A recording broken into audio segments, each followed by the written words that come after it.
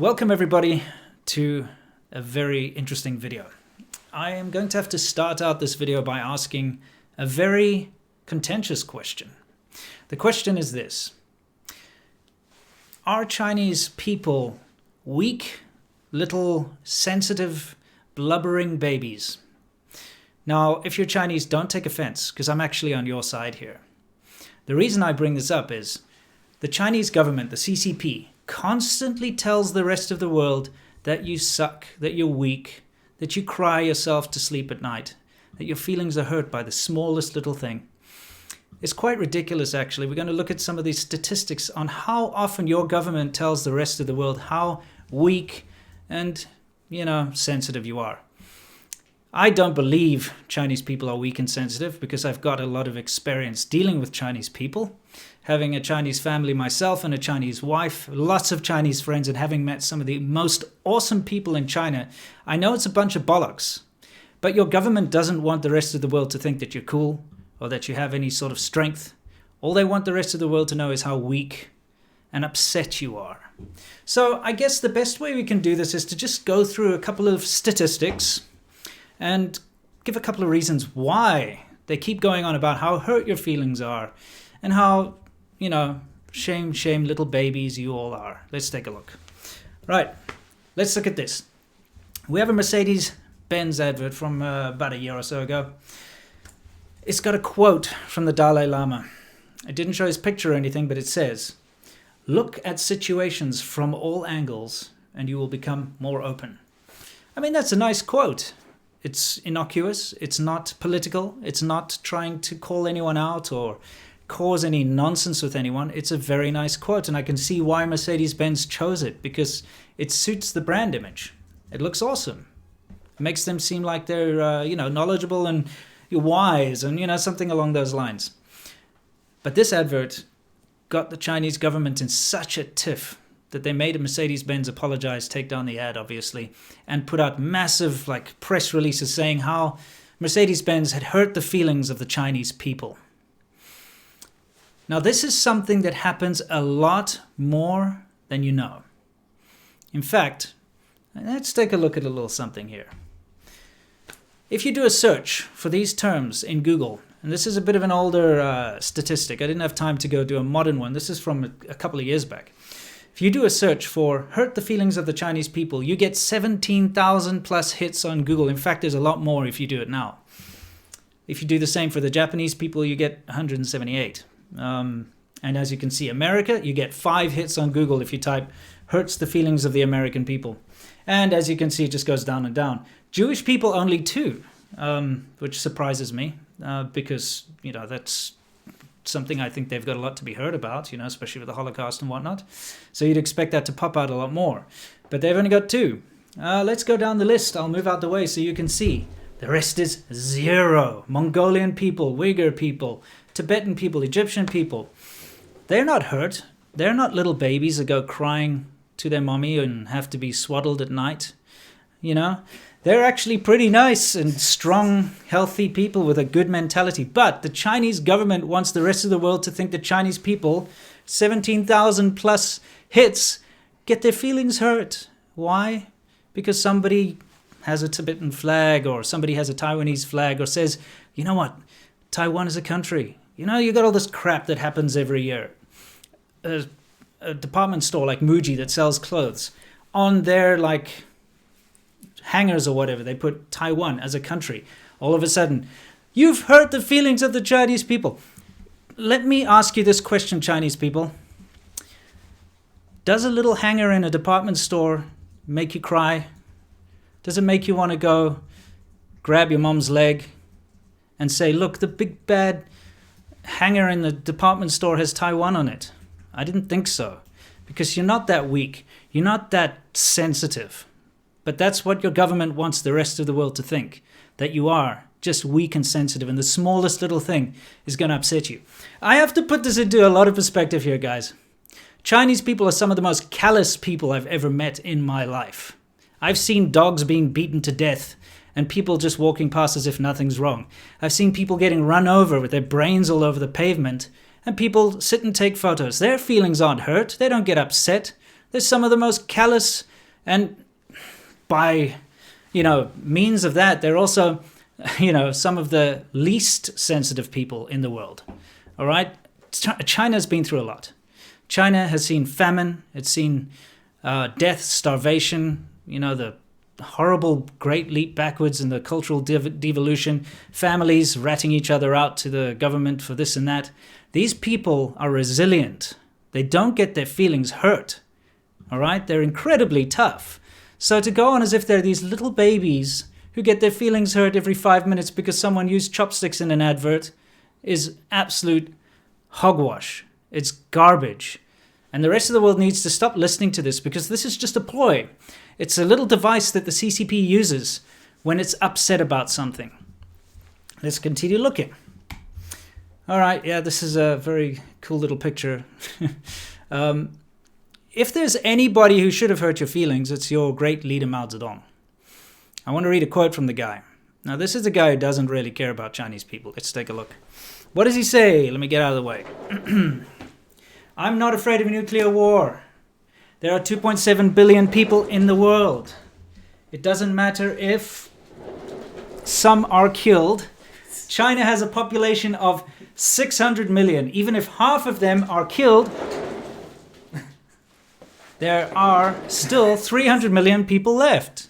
He doesn't give a crap. The Communist Party doesn't give a crap about the Chinese people's feelings. You're just a tool for the CCP. It's a tool to be used. And this is one of the ways that they're using you as leverage. This kind of emotional leverage, this nonsense that they pull. Okay, so I wanted to go through a little clip. We're going to go through this together. I have spared you all the rap in the beginning, for those of you who are familiar. But I just wanted to quickly go through a little clip of my most recent documentary that I shot. I'm going to stay in the picture here and we're going to discuss it. Now, I shot this in the biggest main first-tier cities of China, all 4 of them. And I met some of the most awesome, creative, strong people China has to offer. Not one of these people are going to be crying to their mother with hurt feelings because Dolce & Gabbana put an actress with some chopsticks trying to eat a pizza. Let's go take a look.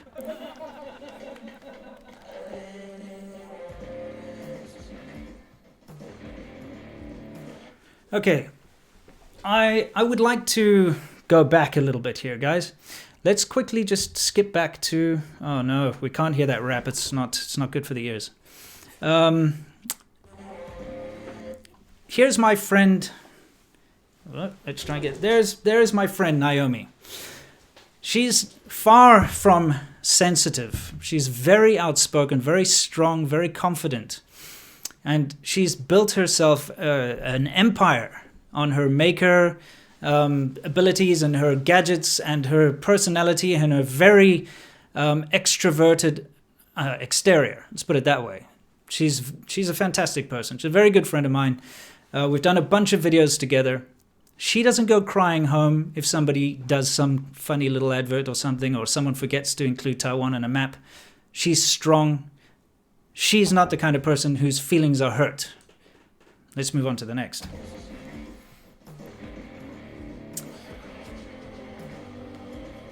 Yes, I'm driving the wrong way on that road. For those of you who are curious, see the arrows? But that's because the other side is actually blocked off. It's a new bridge, and then you could only go on the one side. So I'm not, really breaking the law.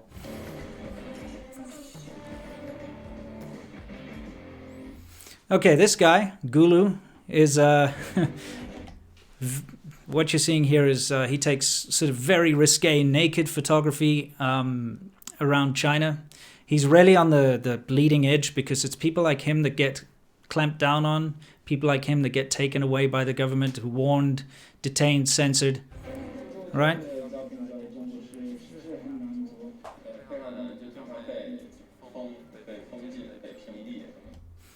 He's not sensitive. He's not a crybaby. He doesn't need to be given a little pacifier and a pat on the back every time some little thing happens overseas. And I have to bring this back. When these things happen, like that Mercedes Benz Dalai Lama ad, for instance, I'm just using that as an example, or say a university decides to interview or have a speech by some Uyghur person or by anyone or anything like a Taiwanese person or something, the mainland Chinese people don't get to read about it anyway. It gets censored. You are never ever allowed to see in Chinese media that the Dalai Lama visited XYZ university, or that this advert or this or that thing. It gets censored. It gets blocked immediately by the government censorship, and so the Chinese people can't even see it to get their feelings hurt in the first place. So it's all a bunch of nonsense. On top of that, it's English language mostly, and the majority of Chinese people that I know do not read English language news. Their English level's just not that good enough. They don't care about it. You've seen in my videos how insular Chinese people can be. If there's trouble around them, they don't step in to help. They just care about their little lives and their bubbles, and that's something that's quite common in society in China. They don't give a crap about an advert out there that's got a Taiwanese flag in it or something. They really don't. But of course the government tells the rest of the world that everyone's hurt because they're all so sensitive and they're little babies. And then they start to push the narrative hardcore in the local news and stuff in China. And that sometimes does lead to people getting upset. But it's only because the government's telling them to be upset. Anyway, let's move on. How do you not pause this? There we go.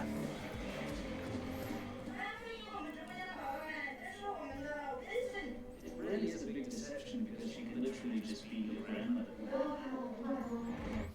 Okay, so those streaming girls, they're not going to be crying like little babies when somebody goes ahead and says something like Xi Jinping looks like Winnie the Pooh. Do you think they give a shit?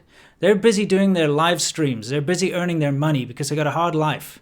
They don't give a crap about stuff like that. And they're stronger than the CCP makes them out to be. They're breeding infertile mosquitoes and then releasing them into the wild. These are our friends. They're going to help us rid the world of disease. Now, these guys, these scientists that I met, they're doing amazing things, trying to get rid of the rampant mosquito population and disease problems in Guangdong, which is a very tropical sort of environment, so it spreads around. They're doing good work. They don't go crying about hurt feelings. Oh, clutch my pearls. They don't give a crap.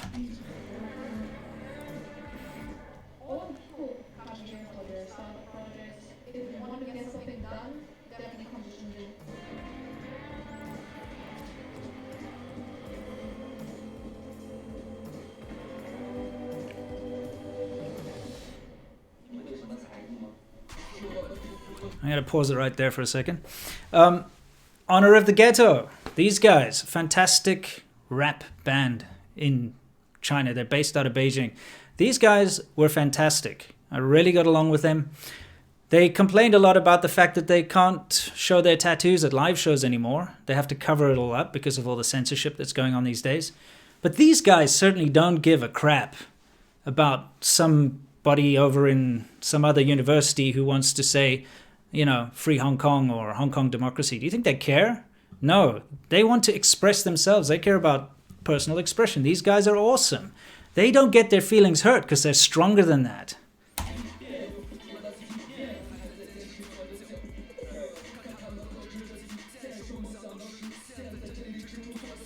China is a very complicated and interesting country, and only by looking beneath the surface and getting to know its people can you really begin to understand it. This is going to be in my future videos as well. 有些人变得就是他必须要为了党人身而不是他自己。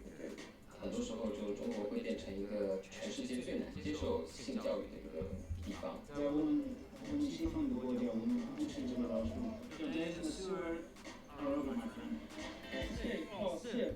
Yeah, okay. Not one of the people in that series, not one of the people I personally know in China are so bloody sensitive that they start to cry and run off screaming, my feelings. It doesn't happen. Chinese people are better than that. The CCP, however, wants, like I said, the rest of the world to know just how weak the Chinese people are. You got to walk around on eggshells. You're not allowed to mention anything. Don't mention Tiananmen Square. Don't mention Tibet. Don't mention religion. Don't ever say anything bad about Xi Jinping or the party. Don't ever do anything like that, because if you say that, all 1.4 billion Chinese people are going to just melt down. They're going to roll around on the streets crying and screaming and pounding their fists on the pavement. I am so hurt. My heart is broken. That's what the CCP wants you to think. But guess what? They're wrong. And they're wrong about a lot of things. Everybody has to see China for what it really is. The problems that we're seeing coming out of China these days are all traced back to the bad governance of the CCP. Chinese people are incredibly resilient, like I've mentioned before. Chinese people are incredibly intelligent, very capable people. That's why I married one of them. I absolutely, believe it or not, you might not believe it from my videos, but I love Chinese people. I can't stand the CCP though, and the societal ills that have come by because of the bad governance by that tyrannical, useless leadership. And again, people are going to say, how dare you say that? Look at how they've lifted everyone out of poverty. Look at all the good they've done. You know what? They've done a bunch of good. But they're the ones that did the bad in the first place to put everyone into poverty. Right? You have to put this all into perspective. When the Civil War split the two countries apart, and you have mainland China and you've got Taiwan, you've got the same people, speaking the same language, have the same background, have the same culture, right? Except in mainland China, underneath the communists, the people were recovering from war and all of that stuff, yes, but so were the people in Taiwan. But here's the thing, in mainland China, the disastrous policies by the communists plunged everyone into poverty, famine, cannibalism, all sorts of disgusting, nasty things, which are documented in history. It's not like I'm making this crap up. Whereas you've got the nationalists in Taiwan, they had their struggles, they had their bullshit too. But guess what? They've developed one of the most functioning democracies in the world. And while their cousins were starving and picking through the ground for seeds to eat, the people in Taiwan were building technology, building a beautiful island, building and keeping their culture intact. So that excuse about raising so many people out of poverty can go take a hike because they're the ones who put them there in the first place. And it's about time they fixed their problems. And it's about time they owned up to their problems. And it's also about time they stop calling Chinese people weak. Because you know what? In my experience, they aren't. That's it. I've said my thing. I've had my rant. Guys, let's get to some questions. C-Milk's over here. I'm going to ask him to... yeah, there's his hand. I'm going to ask him to read me some of the super chats so that we can address some of these. And please, be brutal. Ask me whatever you like. Now in Cape Town. Great job and congratulations for your baby. Stay awesome, bro. Thanks, mate. I'm sorry to hear that you're in Cape Town. I know it's a beautiful place, but actually, you know, Cape Town's awesome. I love it. I do love Cape Town a lot. To me, it's just awful to see how things have gone downhill. That's all. Enjoy yourself there. Go on the wine route. It's beautiful. Are milk dogs real?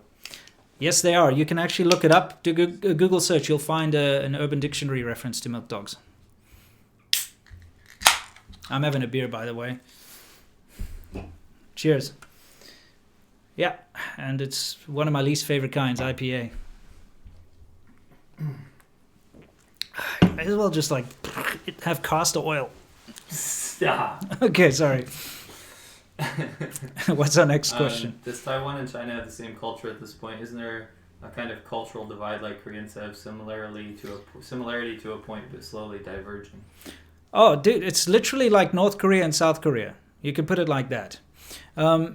Taiwan preserved all the culture and all the religious beliefs. And if you go to the island of Taiwan, you see temples everywhere. You see people praying with their incense all the time, everywhere you go. You see people that believe in the richness of Chinese history. You see dragons and phoenixes and all this kind of stuff all over the buildings, and it's so much more. Then you go to mainland China, and money is the only thing really worshipped there now. Temples and stuff, although they do exist, they're very hollow, and it's just all about money. And all the beautiful cultural relics were either abandoned and left to just disrepair, or actually been damaged, or they've knocked them down to build fake ones instead, or badly renovated. So if you want to see the true Chinese culture, you'll see it in Taiwan, and you'll see remnants of it in mainland China, but it's watered down big time. Serpent Zade, in an alternate universe where you never met Sea Milk, which country would you have chose to settle in 2019 when China started becoming anti-foreigner? Most probably another Asian country. Obviously, Japan would be at the top of my list. And following that... Actually, no, I'm talking nonsense. Taiwan would be at the top of my list. 100%. And Japan would be like a second. And then any of the sort of Thailand or wherever would kind of be there too. But honestly, yeah, Taiwan. It's the best of Japan and China mixed together. And you still get to be able to speak Mandarin, which I dedicated so much of my life to learn. And on top of that, you get to see the real Chinese culture, which is what kind of drew me to China in the first place. What differences or similarities between Hong Kong and Taiwan in terms of their views towards mainland China? Oh, they're kind of like brothers in a way. You see, Hong Kong is a very solid mix of Britain or the UK and Chinese culture. So you see it mixed, and it mixes very well somehow together. And that Taiwan is, like I said, Japan and China mixed together. So they're kind of distant cousins in a way. They speak a different language. Of course, in Hong Kong, everybody speaks Cantonese, but Hong Kong still kept the traditions. There's a lot more Buddhism. You see more temples. They've got a big Buddha up on the peak and stuff. And so they do share a lot in common. They get along very well, and they both share the same fears of being taken over by the CCP. And that's why Hong Kong is kind of a warning to Taiwan, and they're watching each other very closely. What does your wife think about air pollution in China, since she's a doctor? I think she thinks like anyone else in China. It sucks. Nobody in China actually likes the air pollution, but they don't criticize it often, and they get very defensive if a foreigner criticizes it. And it's simply because of the way they've been taught by the CCP to take offense to anything a foreigner says that's negative about China. But, when it starts to affect people's health, then they start to take notice. Just like that documentary Under the Dome, which you should look up, where a CCTV anchor woman who's very much in love with China and the whole thing, as she should be, her child actually got a respiratory disease from the bad air, and that made her look into it, and she was appalled, and she made that documentary, which later was censored. So look up Under the Dome. I pray that one day mainlanders will wake up and overthrow the CCP. God bless them. Keep up the good works, mates. I do not like the idea of any kind of violence, to be honest. I do hope that there can be some kind of a peaceful resolution in the future. There are a lot of good mainland people that I know, and a lot of them are too afraid to speak out. And you would be too, You have to understand that they have a lot at stake, all right? For someone like me to speak out against the CCP, I suffer their attacks every day. I suffer this ignorance and the fools that go after my family and after my wife and after me. But I'm a foreigner, and I've grew up in South Africa, and I've dealt with a lot of crap in my life, and so I can stand up to it. But the people in mainland China don't have that luxury. If they start to make noise, if they've got the courage to stand up and say something, they're much more courageous than you or I. Let me put it that way. I'm not a fan of IPA either. What do you and Sea Milk prefer? Well, Sea Milk prefers IPA. I brought the beer, so yeah. Sea Milk likes IPA. I love lager and Pilsner. So lager's my go-to drink. Yeah. I take sadistic pleasure in knowing that I hurt the feeling of 1.4 billion people by my mere existence. Look, if you go on my Instagram, you'll see I posted a screenshot of some comments that were left like yesterday or the day before, where I'm being accused of hurting the feelings of the Chinese people. And it's incredible. Just like you say, it makes me feel incredibly important that me, one YouTuber, has so much power over an entire country that I can hurt them all and make them roll around on the streets crying for their mothers with snot coming out their nose. It makes me feel like I'm powerful, all powerful. And this is sarcasm, by the way, if you don't know. And if you want to not put spotlights on people like me and not make me feel like I've got a lot of power, you shouldn't say things like that. Okay, good. This is, take this with a grain of salt, but I think it's a good talking point. If the Chinese people are not weak, like you said, then why can't they overthrow their government? And it's very important to point out that there's no want for that. Yeah.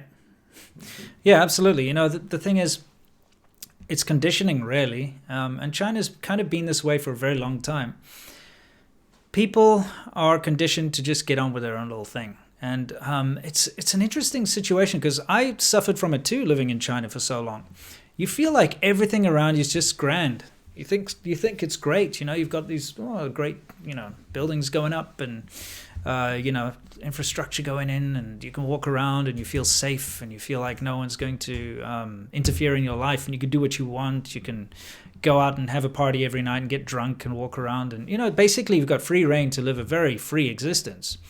So everything seems great and you don't see a need for change, because you kind of leave all the hard work in the hands of the government, and you think to yourself, you know what, they're taking care of everything, I can just live my life, everything's going to be cool. That is until you ever hit a snag. If you ever butt heads with the police or with the government, or you find out that your building's going to be demolished, or there are neighbors that constantly do construction 24 hours a day, and when you try to get the police to help you stop it, they don't, or you run into corruption where somebody accuses you of something that you didn't do and there's no way to fight back. It's only when people get bitten, and you see this happen a lot. Most Chinese people are very content. They don't give a shit about freedom. I'm not even joking here. There are so many of my Chinese friends that are like, who gives a crap about freedom? I don't care, as long as I can just do my thing, this and this and this, because in essence they are free. Their life is free.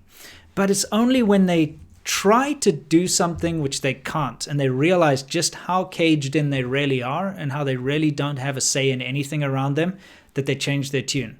So for instance, when people lose their investments on peer-to-peer lending, and then they're like, what the hell? Why did I lose all this money? I'm just going to go to the government and they'll figure it out. And then the cops start busting into their house saying, you may not talk about this, you may not say this, and they've lost all their savings. That's when people change their mind. But it's too little too late by that point, and there are too few people that this is happening to. And of course, the impoverished people in the countryside, they're just so disconnected from anything else. They don't know that they have any options at all other than just to subsistence live, Anyway, I hope that answered your question. Aloha. Congrats to you and Sasha. Stay awesome. Thank you very much. Super appreciated. I am going to do a very short little video with my wife to give you guys an introduction to my daughter at some point, but just want to keep her out of the spotlight for a little while longer. And I'll explain to you why later, but thank you. Inside of the Aegis is, can you tell us about reports of death camps? We're not well versed on that yet. Yeah, look, I don't know if you guys have noticed, but my videos are based on my personal experience. And usually I like to back it up with video footage that I've shot myself. As you probably know, in most of my videos, all the footage that's taken is something I've actually gone out and filmed personally. So I don't like to speculate too much, but what's going on in Xinjiang is a real thing. I can confirm it's definitely real. It's to the extent of how it's going on and all that, I can't be 100% sure. So like I said, I don't want to just go out there and start condemning what's going on. But from what I've seen with my own eyes in Inner Mongolia, which is kind of similar the way that the Inner Mongolians are repressed, it's definitely a real thing. China is trying to dissolve and dilute any ethnic minorities and make sure that they follow the party line 100%. And so what they're doing is they're bringing in Han people to live in ethnic minority areas, to open businesses, to intermingle, to marry the ethnic minorities and stuff, to dilute them, because diversity is the enemy of China.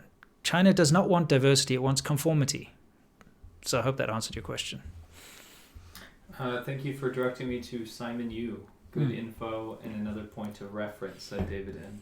Yeah, I actually spoke to Simon yesterday because he hadn't, released a video in a while. I was a little concerned, and he's totally fine. I really appreciate people like him because he's very level-headed and he's putting out a good, solid opinion. And he's exactly what I'm talking about in this video. He's a mainland Chinese guy whose feelings aren't hurt. He's not rolling around snot-nosed every time Dolce & Gabbana or, I don't know, some other brand makes a little faux pas and forgets to include the 9- line on their clothing or something like that. So he's a good guy. You should watch him if you want to get, an actual mainland Chinese person's view. Daryl S. says, someone else just said this, but congrats to you and Sasha. All the best to your new daughter, Serpent ZB. That's funny. Hey, look, seriously, thank you. the reason I'm doing a live stream rather than what I'd promised last time, the whole sunset Corvette thing that I was going to do, palm trees and all that, is because I have not had a single night's sleep since my daughter was born, and it's been incredibly difficult, as I'm sure any new parent can attest to. Yeah, exactly. So I'm just basically, for the first week, you're basically keeping the infant alive. You're like life support for an infant, so you have to watch them 24/7 and make sure they're okay. That's why I had to do a live stream this week. Back to normal next week. But Max says, what do you think will be the eventual outcome in Hong Kong? I think you might have changed your position a bit on this after the new developments. It's tough to say. This is actually what brought on this idea of this video, to be honest, is because as soon as that thing was signed by Donald Trump, what is it called again? It's like Hong Kong Freedom Act. Yeah, the Hong Kong Freedom Act, whatever it is. Yeah. Well, he signed off on it, but as soon as he signed off on it, you started to get those reports where it's like, you will suffer severe consequences. You've hurt the feelings of the Chinese people. That's exactly why I did this, because again, I was like, oh, really? Once again, little babies have to go running around screaming to their mother again. And thanks. Yeah. And look, on top of that, it's ridiculous how often the CCP will threaten severe consequences. They're constantly doing that, and they never follow through, just like they never follow through on their other promises. Things like, we're going to stem the flow of fentanyl to the USA. They don't. In fact, they ramp it up. When they say, we're not going to militarize the South China Sea. Guess what? They're installing missile sites and airstrips and things like that. Whenever they say they're going to do something, we're going to stop, letting factories pollute the farm countryside. Nope, it just gets worse. And that's just the CCP. They don't follow through with their promises, and that's also promises of threats. You know how you like analogies? Yes. In China, the CCP promises something. It's like they take slugs and turn them into birdshot and just go ape. Yeah. Literally just launch. They do. They absolutely do. Okay. Yeah, it's really annoying, to be honest, because there's so many double standards when it comes to what the CCP promises, and every time the feelings of the Chinese people are hurt, you can definitely find ways that they've done way worse to other countries in Africa, or done other things to other people, stolen IP or something. The rest of the world should be saying, China's hurt the feelings of of the world. They don't. They never do, because they're not petty. And the rest of the world is strong enough not to go crying to Mommy Xi. Anyway. Yeah. Mommy Xi. Yeah. Yeah. Dusty Burger, have you read General Robert Spalding's book about China's stealth war? No, I haven't. To be honest, I never wanted to get political, but a subscriber once left a comment for me a long time ago, because I was always very adamant. I never want to talk about politics, because it was a wise thing to do, because while living in China, if you talk about politics, you are screwed. I know people that have been deported because they spoke about politics on their Facebook page or on YouTube, things like that. So I was always adamant, no politics, no politics. And someone left a comment which stuck with me. He says, you may not care about politics, but politics cares about you. And you may ignore politics, but politics won't ignore you. And that's pretty much what's happened in this situation. And that's why I'm more political these days, because I'm sick and tired of it. I'm tired of seeing my Chinese family and friends have to suffer these societal ills. And I want to talk about them. I want everybody to know about what's going on there, because the more we talk about it, the more things can be done about it. Amen. Amen. Anime Rota says, thinking of investing your YouTube millions in Otaku magazine again? Have I got an editor for you? Now, I want to just, on the side, answer this very quickly. If you think we're making that much money, yeah, you are delusional, but I appreciate it. Yeah, that's something else I want to dispel. Is there's a narrative in amongst the nationalists and the Chinese government is pushing this at the moment, is that people like me and Sea Milk and other YouTubers who talk about China, that we make money by saying negative things about China, that YouTube somehow rewards people that say negative things, but penalizes people that say positive things. That's bollocks. Okay, My videos get demonetized just as much if I make a positive or a negative video. We're both at 50%. Yeah, 50% of my videos are being demonetized, 50% were monetized. And the same goes with our other channels. Oh, yeah. Just don't mention even the podcast. The podcast's got 3 monetized out of all of the videos we have. Okay? That's just the way it goes. It's the way the cookie crumbles. Everyone on YouTube suffers demonetization these days because YouTube is super sensitive. And honestly, it doesn't matter, positive or negative.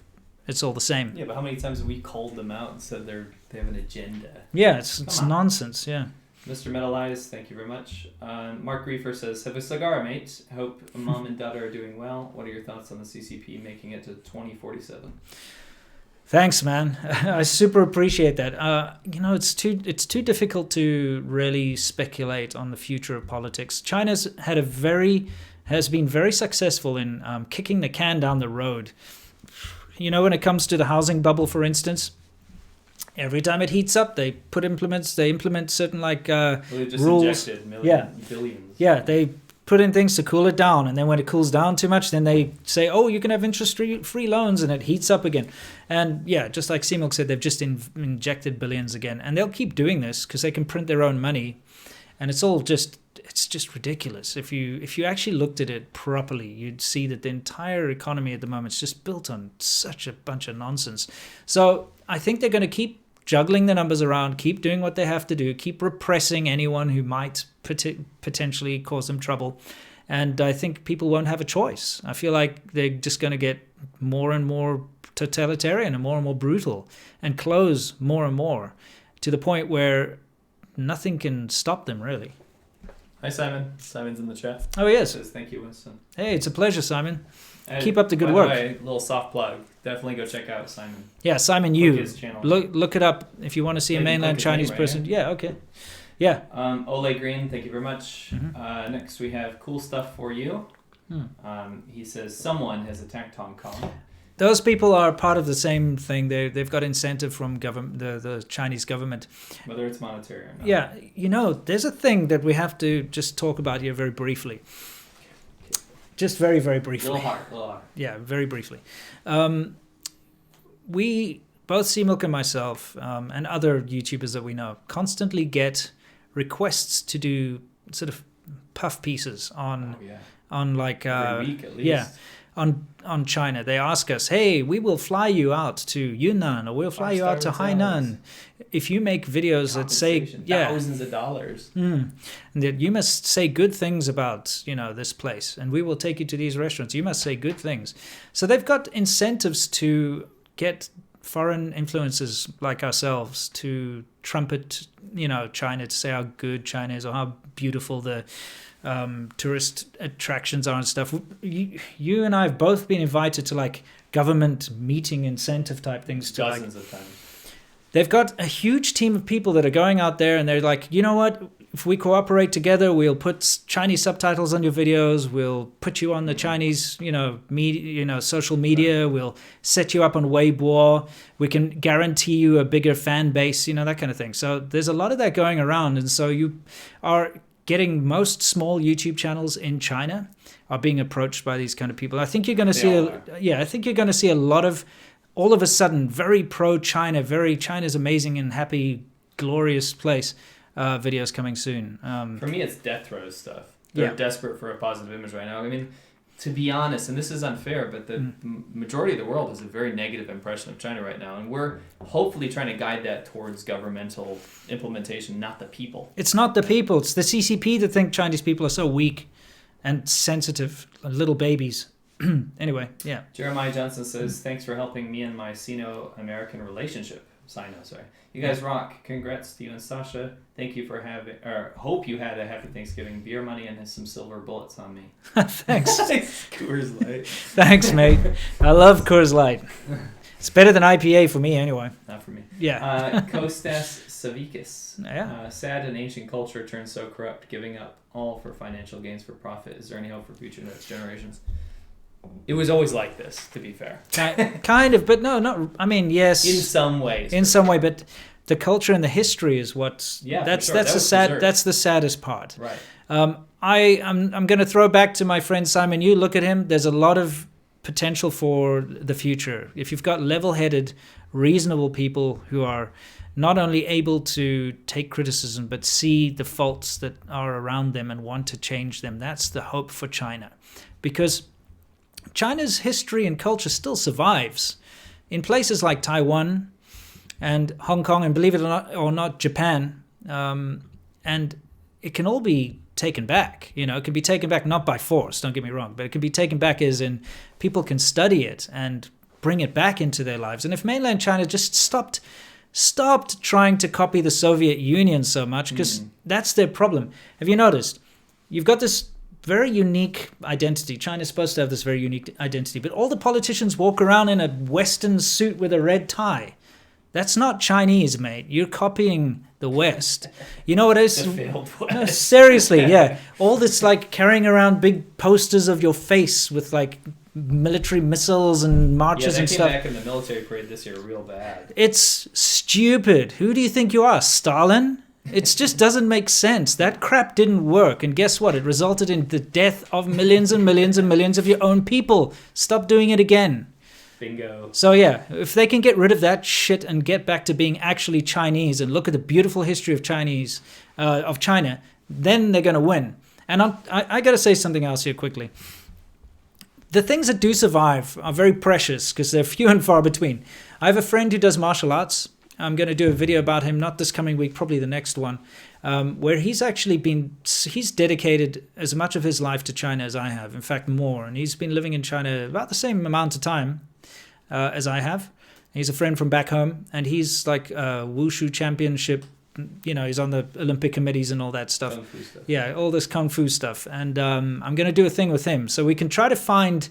I'm going to try and dig out the parts of Chinese culture that still remain and still survive, so that I can show it to you guys, the good things. Yeah. Anyway. Where's my eyebrow? That's very sensitive for me. Winston, how do I get a cute GF? I know you're an expert. I feel like you're getting baited. It's fairly simple. Just be yourself, you know. Go out there and have a personality. Don't try to brag too much. Don't be a douchebag. I think you'll be okay. Jackal N says, just be patient, serpents that age us. With all empires, they usually collapse from within. And that's very true. Very true, yeah. Dan Beard says, hey mate, missed UNC milk this year for Thanksgiving. Hey Dan, we miss you. Yeah, missed you. And you know what? I missed everybody this because I had to be looking after an infant. I couldn't even do turkey delivery to your Yeah, house. I know. Seymour came over with some Thanksgiving fare, and we spent a couple hours, and then he had to go off and do something else, and it sucked. But that's life, and you got a little infant that can't even breathe by itself, basically. Yeah. This guy says KSCCTS has a chicken giving a thumbs up. Nice. Christine PFS. Every time I hear people commenting on China TV, I end up thinking Winston and Seamilk knows so much more than this joker. Thanks for keeping us informed. Oh, I appreciate it. Thank you very much. As well, Christine. Alex says, please make more positive or neutral things about China. Maybe 1 out of 5 videos. It makes me happy as a long-time subscriber. Stay awesome, guys. Yeah, Alex, I mean, that's something that I've been struggling with, honestly, and it's something that I want. I don't want to be a negative Nancy. Obviously, it's in my nature to be that way. I'm South African, and if you meet other South Africans, you probably find that this is quite a common trait. When you've grown up around so much crap in your life, you tend to be more negative than positive. And I don't want my channel to be seen as an overly negative thing. The thing is, I've got like over 1,000 videos, and in those 1,000 videos, more than half of them are positive about China. That's the thing. It's just recently I can totally agree with you that I've been focusing on the negatives, but that's because they've suddenly become very pronounced. And it's not like back in the day when, yes, you had the negatives, but you had a lot more positives in order to balance them out. Nowadays, those positives are one by one going away, and you will see that people like myself who've spent more than 10 years in China, who actually lived there and have a real stake there, like family and investments and bought property or started a business or whatever it is, it's people like me that have so much to lose that are becoming the most bitter. And that's just because we've seen how things have gone downhill so quickly. We're not there just to have fun, to walk around getting drunk every day and messing around with girls and, doing a little ESL job or whatever it is, and, just kind of relying on floating by. We're actually invested in a life there, and it's heartbreaking to see how it's changed so much. Dakamoy says, what do you think the bill U.S. House passed on Hong Kong? Will it be enough to wake up citizens to the true nature of the CCP? Do many mainlanders want to transition their government to the one of Taiwan? No, they don't know what's going on. They force-fed a bullshit narrative about the whole thing. And I do want to talk more about the Hong Kong thing. Having seen unrest in my life and seen some pretty brutal things happen in South Africa, and I've seen how violence really is. The Hong Kong, protests / riots / whatever you want to call them, they're actually not that bad in comparison to pretty much anywhere else in the world. You know how many people have died? Like Handful. Like how many? Not even. Handful. Like one? Maybe. I mean, a lot of people have been suicided. Oh yeah, lots of people have been suicided. That's true. But I'm saying, like, usually when you have a big clash like that, you end up with massive casualties, right? But in Hong Kong, you've had like one guy got shot or two guys got shot. Guess what? They survived. Another guy got set on fire, which is disgusting, but he survived. I've seen people set on fire by mobs in Africa that died badly, with tires around them, filled with petrol and stuff. I've seen some disgusting things happen. I've seen actual fatalities. The way the Hong Kong thing has gone, it's actually really pretty acceptable, if you want to put it that way. When you want to talk about fatalities, almost none. It's been, for the most part, quite peaceful. There have been horrible outliers who've wanted to resort to violence, both on the police and the protester side. And I condemn violence from both sides. They're bad. There are bad actors on both sides of this fence.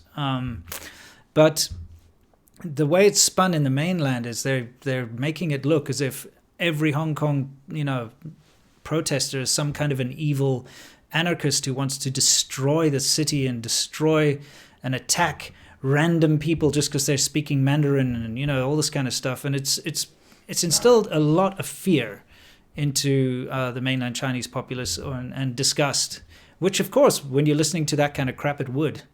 Anyway, we'll get into that in another time. Yeah, cool stuff for you. You pretty much just covered that. So okay, thank you. Thank you. Baz Inga, congrats, Winston. Hope my daughter was born in Hong Kong on Wednesday. It's amazing. We're so lucky. That's amazing. That's one thing about Hong Kong is it's still considered such a strong nationality. Even though Hong Kong's part of China, you will still see foreigners, especially if they live in China, they will go over to Hong Kong to have their children there because it gives their children a better future. It allows them to do schooling in Hong Kong. It allows them to have a strong passport to travel because a Hong Kong passport is different from a Chinese passport. And a Hong Kong passport is still accepted all over the world. You can travel visa-free, almost. Whereas a mainland Chinese passport is very restrictive. So, I am really happy to hear that you had birth in Hong Kong. I think it's a very good idea. Yeah, a couple more here. Okay. You and Sea Milk are based. The world's greatest pioneers who take the road less traveled come to Chicago and explore our back alleys. Lol. Oh yeah, why not? Why not? I always wanted to try the Chicago pizza because Sea Milk keeps going on about how bad it is. It's not bad. It's just I like thin crust New York pizza. Yeah, I mean, I have soup. I have a feeling that the Chicago pizza is going to be badass. I can't wait. You're just pandering right now. No, I'm not. I'm being serious. I like bad food. Yeah, there you go. Okay. Royal Wynn said, if you were the American president, how would you do in relation to the Hong Kong situation? I'd do exactly what's being done. Beijing made a promise to Hong Kong. Made a promise to the world. Made a promise to England that when they signed over, that Hong Kong would have 50 years of autonomy. They'd be able to do everything and have control over their laws, have control over their society, their financial, everything. They are supposed to be, for all intents and purposes, a different country. Until 2047, is it? Yeah.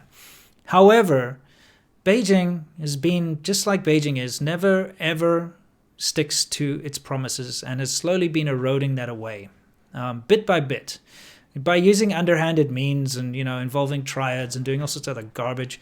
And when they tried to bring that extradition bill into power, that was the ultimate power play because they knew if they got that into power, everyone in Hong Kong would now have to suddenly obey Beijing law to a T. They wouldn't be able to go out and say, Xi Jinping looks like Winnie the Pooh, because if they started to do things like that, mainland China, if they didn't like the person enough, could come up with a reason just to extradite them over.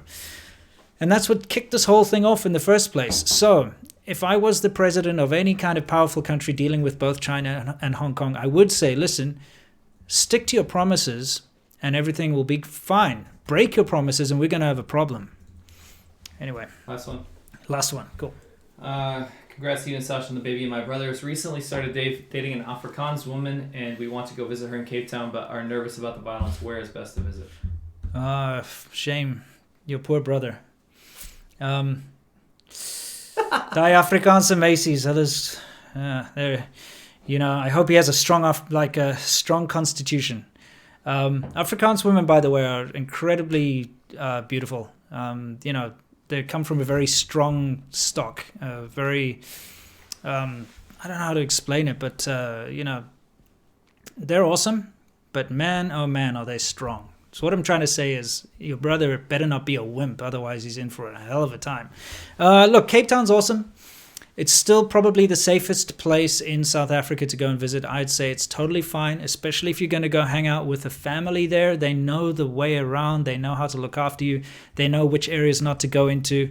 They know how to not stop in front of your gate at night and not stop at a stop sign, things like that to avoid hijacking and things. So I'd say you're probably okay if you're going to go and be under the care of a family. All right. Cool.